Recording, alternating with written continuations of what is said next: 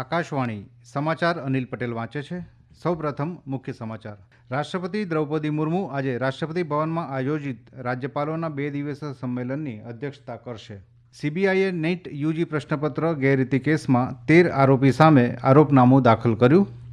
Unified payment interface UPI આધારિત વ્યવહારોમાં વાર્ષિક ધોરણે 35% વધારો થયો. ઉત્તરાખંડમાં ભારે વરસાદને પગલે કેદારનાથ યાત્રા સ્થગિત. 2000થી વધુ શ્રદ્ધાળુઓને બચાવાયા. ગુજરાત સહિત દેશના કેટલાક ભાગોમાં ભારેથી અતિભારે વરસાદની આગાહી. પેરિસ ઓલિમ્પિકની બેડમિન્ટનની પુરુષ સિંગલ્સની ક્વાર્ટર ફાઇનલમાં લક્ષ્ય સેન ચીનના ખેલાડી સામે રમશે. અને ક્રિકેટમાં આજથી ભારત શ્રીલંકા વચ્ચે વન ડે મેચ શ્રેણીનો કોલંબોમાં પ્રારંભ. સમાચારો વિગતવાર. રાષ્ટ્રપતિ દ્રૌપદી મુર્મુ રાષ્ટ્રપતિ ભવનમાં મળનારા રાજ્યપાલોના 2 દિવસના સંમેલનની અધ્યક્ષતા કરશે. નવી સરકારની રચના બાદ રાજ્યપાલોની આ પ્રથમ બેઠક છે, જેની અધ્યક્ષતા રાષ્ટ્રપતિ કરી રહ્યા છે. બેઠકમાં તમામ રાજ્યોના રાજ્યપાલ ઉપરાંત ઉપરાષ્ટ્રપતિ જગદીપ ધનખડ, પ્રધાનમંત્રી નરેન્દ્ર મોદી, કેન્દ્રીય મંત્રી અમિત શાહ, ધર્મેન્દ્ર પ્રધાન, શિવરાજસિંહ ચૌહાણ, અશ્વિની વૈષ્ણવ અને ડોક્ટર મનસુખ માંડવિયા સહિતના મંત્રીઓ આ સંમેલનમાં હાજરી આપશે. આકાશવાણીના અમારા સંવાદદાતા જણાવે છે કે આ સંમેલનમાં 3 ફોજદારી કાયદાઓનું અમલીકરણ, ઉચ્ચ શિક્ષણમાં સુધારા અને યુનિવર્સિટીઓની માન્યતા સહિતના મુદ્દાઓ પર ચર્ચા કરાશે. આ ઉપરાંત વિવિધ અભિયાનોમાં રાજ્યપાલોની ભૂમિકા તેમજ કેન્દ્રીય એજન્સીઓ વચ્ચે સંકલન સહિત અન્ય કેટલાક મહત્વપૂર્ણ મુદ્દાઓ પર પણ ચર્ચા થશે. પ્રધાનમંત્રી નરેન્દ્ર મોદીએ ગઈકાલે જાપાનના પ્રતિનિધિ સભાના અધ્યક્ષ નુકાગા કુકીશીરો અને તેમની સાથે આવેલા પ્રતિનિધિ મંડળ તેમજ વેપારીઓ સાથે મુલાકાત કરી હતી. દરમિયાન પ્રધાનમંત્રીએ જાપાન તરફથી વધુ રોકાણ માટે ભારતમાં અનુકૂળ વેપારી સ્થિતિ માટે કરાયેલા સુધારાઓનો ઉલ્લેખ કર્યો હતો. પ્રધાનમંત્રી નરેન્દ્ર મોદીએ વિયેતનામના પ્રધાનમંત્રી ફામ મિન ચિન સાથે દિલ્હીમાં બેઠક કરી હતી. ત્યારબાદ બંને નેતાઓએ વિયેતનામના ના તરંગમાં ટેલિકોમ યુનિવર્સિટીનું વર્ચ્યુઅલ ઉદ્ઘાટન કર્યું હતું. તે ભારત અને વિયેતનામ વચ્ચેની સંયુક્ત યોજના છે. ભારતે આ પ્રોજેક્ટ માટે $5 મિલિયન સહાય આપી છે. કેન્દ્રીય તપાસ પંચ સીબીઆઈએ બિહારમાં નીટ યુજી પ્રવેશ પરીક્ષા પેપર લીક મામલે ગઈકાલે 13 આરોપીઓ સામે પ્રથમ આરોપનામું દાખલ કર્યું છે. આ આરોપનામામાં મુખ્ય આરોપી મનીષ પ્રકાશ, સિકંદર યદવિંદુ તેમજ 11 અન્ય સામે કેસ નોંધવામાં આવ્યા છે. બિહાર પોલીસના આર્થિક ગુનાખોરી એકમે પેપર લીક મુદ્દે સંગઠિત કૌભાંડને ઉજાગર કર્યું હતું. 4 મેના રોજ પટણાના શાસ્ત્રીનગર પોલીસ સ્ટેશનમાં પ્રથમ કેસ નોંધાયો હતો. ત્યારબાદ આ સમગ્ર તપાસ સીબીઆઈને સોંપવામાં આવી હતી. તપાસ એજન્સીએ તપાસ દરમિયાન પુરાવાઓ માટે ઉચ્ચ forensic technique, AI, CCTV footage, સ્થળ વિશ્લેષણ અને અન્ય સાધનોનો ઉપયોગ કર્યો છે. સીબીઆઈએ આ કેસમાં 58 જેટલા સ્થળોએ તપાસ કરી છે અને બિહાર પોલીસ દ્વારા 15 આરોપીઓની ધરપકડ કરવામાં આવી છે. આ સાથે જ કુલ 40 આરોપીની ધરપકડ થઈ છે. અત્યાર સુધીની તપાસમાં જાણવા મળ્યું છે કે નીટ યુજી પ્રવેશ પરીક્ષાના પ્રશ્નપત્ર પરીક્ષાના 1 દિવસ પહેલાં ઝારખંડના હજારીબાગથી લીક થયા હતા.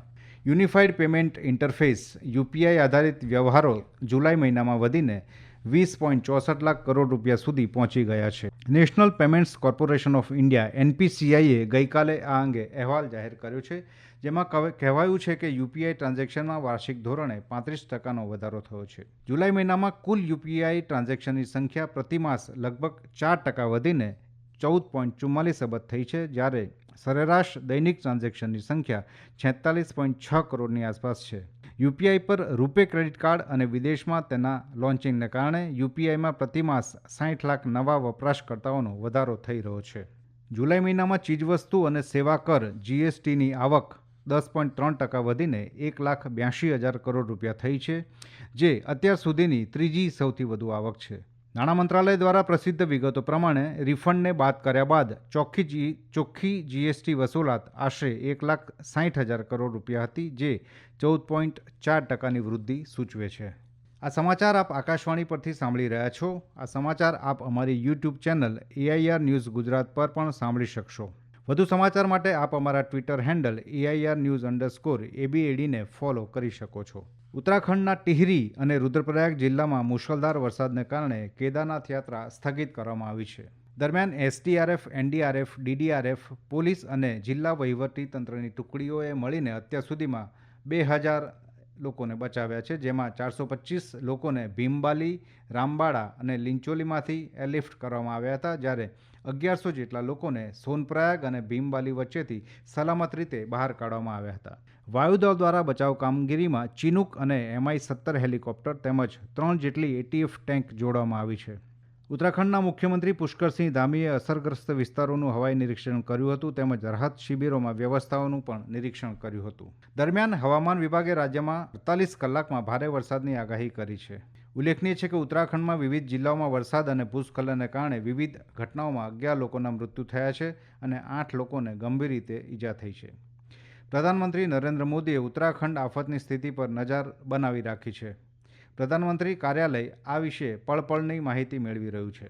કેરળમાં ગઈકાલે સાંજે ચુરમાલા ખાતે કાર્યરત કરવામાં આવેલા નદી પરના 190 ફૂટ લાંબા બ્રિજ દ્વારા આજે સવારથી વધુ માણસો અને સાધનો વાયનાડ જિલ્લાના ભૂસ્ખલનગ્રસ્ત વિસ્તારોમાંથી ખસેડવામાં આવી રહ્યા છે. આ હોનારતમાં મૃત્યુ પામનારા લોકોની સંખ્યા વધીને 281 થઈ છે. ભૂસ્ખલનમાં ઇજાગ્રસ્ત 180થી વધુ લોકો વિવિધ હોસ્પિટલમાં સારવાર હેઠળ છે, જ્યારે 107 લોકો હજુ પણ ગુમ છે. જિલ્લામાં 70 રાહત શિબિરોમાં 7,000થી વધુ લોકોએ શરણ લીધી છે. ઉત્તર પશ્ચિમ ચોમાસું આગામી 2 દિવસમાં દેશના પૂર્વીય ભાગોમાં, જ્યારે આગામી 3થી 4 દિવસમાં મધ્ય ભારતના ભાગોમાં સક્રિય થશે. દરમિયાન હવામાન વિભાગે ગુજરાત, મહારાષ્ટ્ર, મધ્યપ્રદેશ અને ગોવાના કેટલાક વિસ્તારોમાં આજે મુશળધાર વરસાદની આગાહી કરી છે. આ ઉપરાંત વિદર્ભ, છત્તીસગઢ, ઉત્તરાખંડ, પૂર્વ રાજસ્થાનમાં ભારે વરસાદ પડી શકે છે. તો કર્ણાટક, કેરળ, આસામ, મેઘાલય, ઝારખંડ, ઓડિશા, પશ્ચિમ બંગાળના કિનારાના વિસ્તારોમાં ભારે વરસાદની શક્યતા છે. જ્યારે પંજાબ, હરિયાણા, ચંદીગઢ, દિલ્હી, ઉત્તર પ્રદેશ અને રાજસ્થાનમાં આજે હળવોથી મધ્યમ વરસાદ વરસી શકે છે. પેરિસ ઓલિમ્પિકમાં આજે બેડમિન્ટન પુરુષ સિંગલ્સ ક્વાર્ટર ફાઇનલમાં લક્ષ્ય સેન ચીનના તાઇપેઈના ચાઉ તિયેન સામે મેચ રમશે. 2 કાંસ્ય ચંદ્રક વિજેતા મનુ ભાકર આજે બપોરે મહિલાઓની 25 મીટર પિસ્તોલ શૂટિંગ સ્પર્ધામાં ઉતરશે. પુરુષ હોકી પૂલ મેચમાં આજે સાંજે ભારત અને ઓસ્ટ્રેલિયા ટકરાશે. ઉલ્લેખનીય છે કે અગાઉ ભારતીય ટીમ ક્વાર્ટર ફાઇનલ માટે ક્વોલિફાય થઈ ચૂકી છે. જુડોમાં મહિલાઓની 78 કિલોગ્રામ વજન વર્ગ શ્રેણીમાં ભારતના તુલિકા માન ક્યુબાના ખેલાડી સામે મુકાબલો કરશે. ફાઇનલ સહિત આ શ્રેણીની તમામ મેચ આજે રમાશે.